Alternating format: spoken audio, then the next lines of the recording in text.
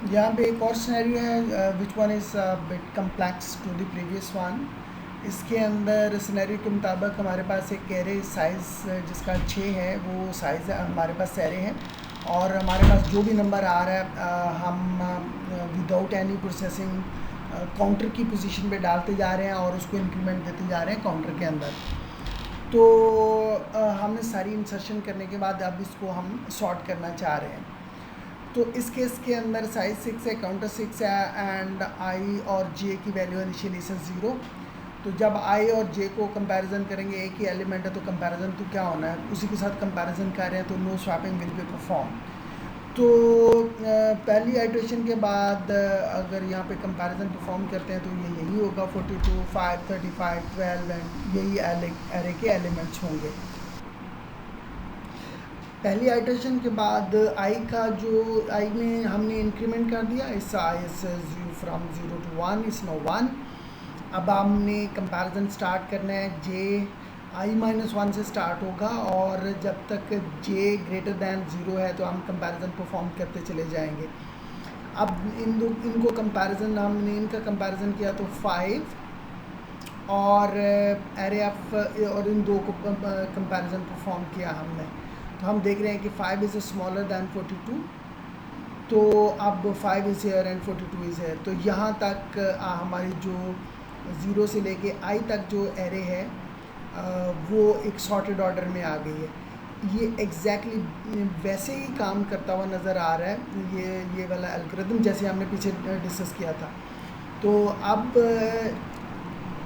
इस केस में जब I2 हो जाएगा तो हम ये देख रहे हैं कि ये इस इतनी एरे को कंसिडर कर रहे हैं 0, 1, 2 और ये वही सिनेरियो बनता जा रहा है कि पहले आपकी जो एरे है वो ऑर्डर्ड में पड़ी हुई है, आपने एक नया नंबर इंसर्ट किया और आपने लूप चला दिया फ्रॉम काउंटर टू बैक की तरफ लूप चलाया पिछले सिनेरियो के अंदर, और ये जो एलिमेंट था इसको उसके प्रॉपर ऑर्डर में डाला। तो वही काम यहाँ पे भी हो रहा है। तो ये कोई बहुत ज़्यादा डिफरेंस नहीं है इसके अंदर। तो जब हमने जो जे यहाँ से स्टार्ट होगा और पीछे को मूव होना शुरू हुआ है कंपैरिजन करता हुआ, तो 35 इज़ हेयर एंड 42 स्वैपिंग हो गई। तो फिर जो स्वैपिंग होने के बाद डेफिनेटली अब नेक्स्ट जो आइट्रेशन है वो नहीं चलेगी, कंडीशन फॉल्स हो जाएगी तो लूप बाहर निकल जाएगा। अब एक एलिमेंट का और इंक्रीमेंट करते हैं हम, तो ये ऑर्डर्ड फॉर्म में आ गई। अब 9 इस 12। अब जब 12 भी बीच में शामिल हो गए तो हम फिर से देख रहे हैं कि ये एक ऑर्डर्ड फॉर्म में पड़ी हुई है एरे, एक नया एलिमेंट इसके अंदर शामिल हुआ 12। अब J from will start from year और पीछे की तरफ मूव होना शुरू होता है जब तक जे ग्रेटर दैन 0 रहेगा या कंडीशन ट्रू रहेगी। तो इन दोनों में से कोई भी कंडीशन फॉल्स होगी तो हमारा लूप ब्रेक हो जाएगा और डेफिनेटली ये तो ऑर्डर फॉर्म में आ चुका होगा। तो पहले कंपैरिजन के दरमियान में जे एंड J-1 के दरमियान में कंपैरिजन परफॉर्म हुआ तो 12 वुड बी हेयर, 42 यहाँ आ जाएगा। फिर 12 और 35 का कंपैरिजन होगा तो 12 यहाँ चला जाएगा, 35 यहाँ आ जाएगा। अगले लूप के अंदर 12 एंड 5 का जब कंपैरिजन होगा तो कंपैरिजन फॉल्स होगा तो आप बाहर लूप से बाहर निकल जाएंगे। तो जैसे ही लूप से बाहर निकलेंगे तो हमारे पास जो फॉर्म बनेगी एरे की वो एक ऑर्डर फॉर्म में आ चुकी होगी।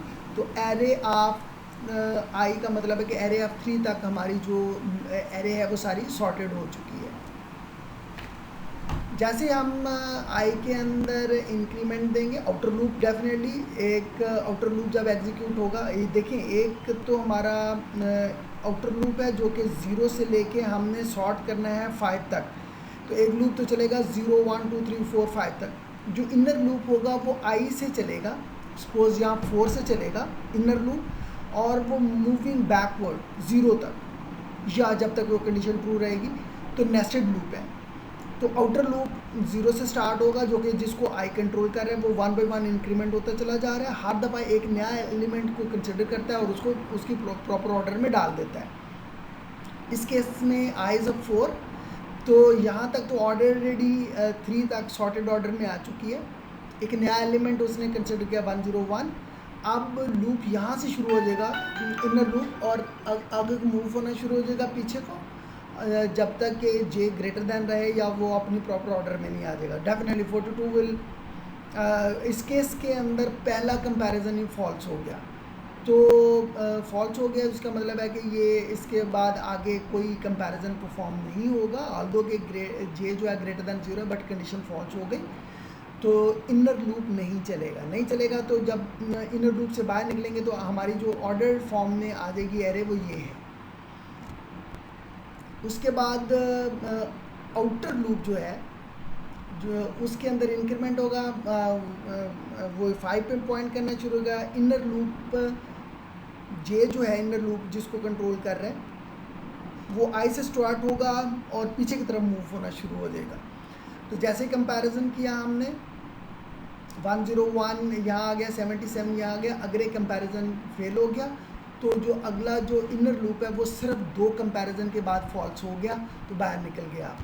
तो जैसे ही बाहर निकलेंगे आउटर लूप की तरफ जाएंगे तो आउटर लूप के अंदर 5 i = 6 हो जाएगा, कंडीशन फॉल्स हो जाएगी, इनर लूप भी ख़त्म, तो आप लूप से बाहर निकल जाएंगे। तो इस तरह से आपकी जो एरे है वो एक ऑर्डर फॉर्म में आ चुकी होगी। और ये जो अभी हमारी ऑब्जर्वेशन है इसको हम अगर देखें तो ऑब्जर्वेशन ये है कि हमारा एक लूप है, आउटर लूप हम यूज़ कर रहे हैं, एक हम इनर लूप यूज़ कर रहे हैं।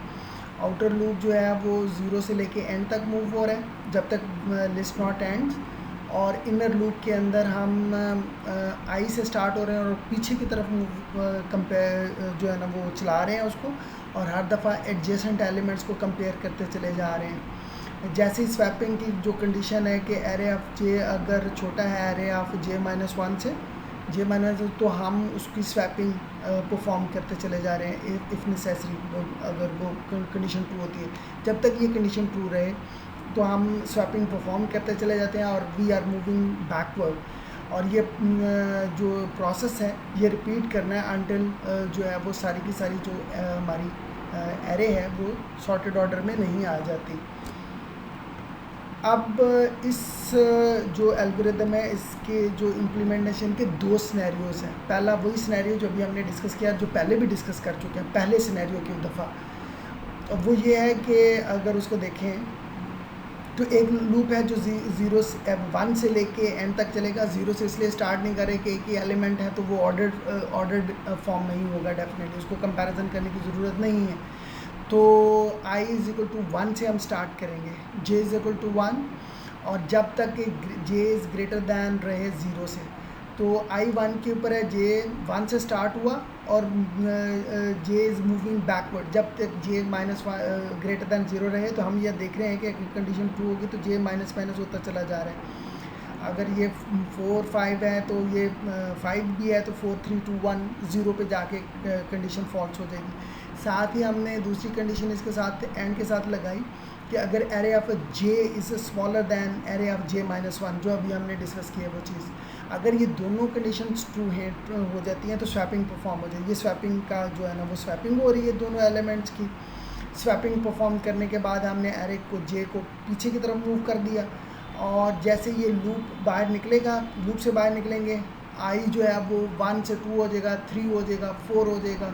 अगर i 5 हो जाता है तो हम देख रहे हैं कि i जो है वो J5 से शुरू होगा, j पीछे की तरफ मूव हो रहा है बिकॉज J-, हो रहा है। कहाँ तक? जब तक कि j जो है पीछे मूव होता होता ग्रेटर दैन या इक्वल टू 0 रहे। और उसके साथ ये है कि जब तक कंडीशन भी ट्रू रहे, जैसे कंडीशन फॉल्स होगी j की कोई भी जो है ना वो नंबर है किसी भी एरे के इंडेक्स को पॉइंट कर रहा है, तो ये कंडीशन जैसे फॉल्स होगी हम जो लूप से बाहर निकल जाएंगे। तो this is how it works. और इसका जो दूसरा सिनेरियो है वो ये है कि बजाय इसके कि हर दफ़ा हम एक जो है वो स्वैपिंग परफॉर्म करें, डाटा मूव करें, तो डाटा हम हर दफ़ा मूव ना करें, हम सिंपल स्वैपिंग ना करें, हर दफ़ा हम डाटा मूव करते चले जाएं। जैसे कि ऑर्डर्ड लिस्ट के अंदर हमने नंबर इंसर्ट करना था, हमने देखा कि एक ऑर्डर्ड लिस्ट हो उसके अंदर अगर हमने नंबर इंसर्ट करना है तो वो पहले जो है ना वो डाटा लेफ़्ट की तरफ मूव होता है। MS वर्ड के अंदर भी ऐसे ही है।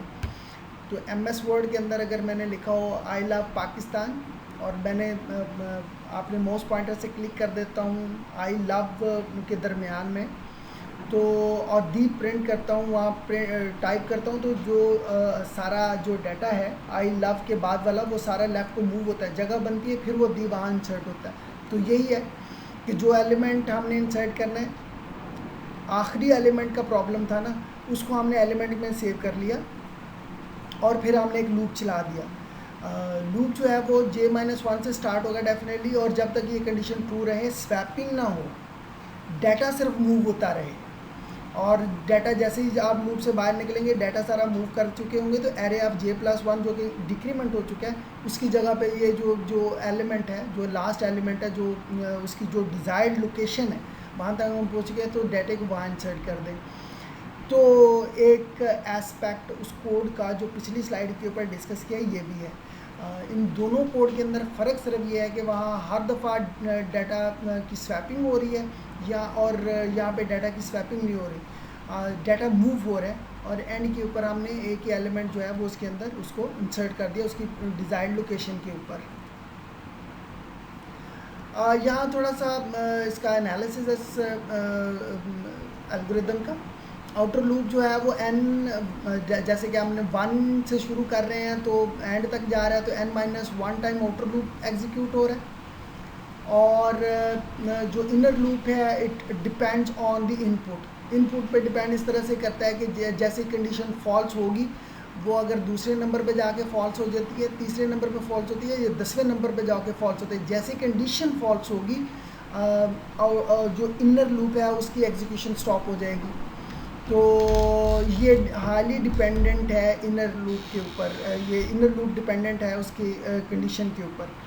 तो बेस्ट केस तो ये है कि अगर एरे सारी ऑलरेडी सॉर्टेड ऑर्डर में पड़ी हुई है, तो डेफिनेटली आउटर लूप तो एंड टाइम चलेगा, जबकि इनर लूप जैसे ही एग्जीक्यूट होने लगेगा तो कंडीशन फॉल्स हो जाएगी, ये वाली कंडीशन ये फॉल्स हो जाएगी, तो डाटा को शिफ्टिंग ही नहीं हो रही, ना ही जो है वो कोई डाटा की स्वैपिंग परफॉर्म हो रही है, तो कुछ नहीं होगा, एक ही कंपैरिजन होगा।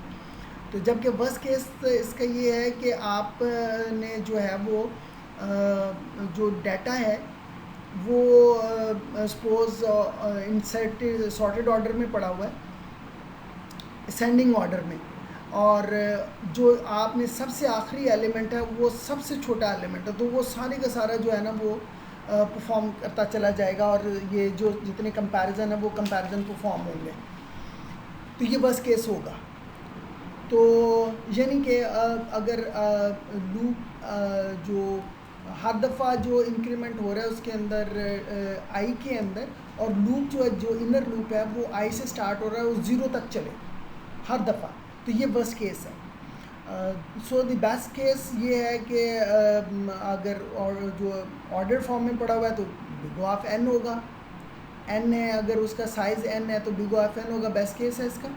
तो वर्स्ट केस सिनेरियो के अंदर आउटर लूप भी जो है वो n टाइम चल रहा है और इनर लूप भी n टाइम चल रहा है अगर, तो उस केस में वो n² जो का होगा, ये इसका वर्स्ट केस सिनेरियो होगा। और वो वर्स्ट केस सिनेरियो में ये है कि ऑर्डर जो है वो डिसेंडिंग ऑर्डर में आपकी एरे सॉर्टेड ऑर्डर में पड़ी हुई है।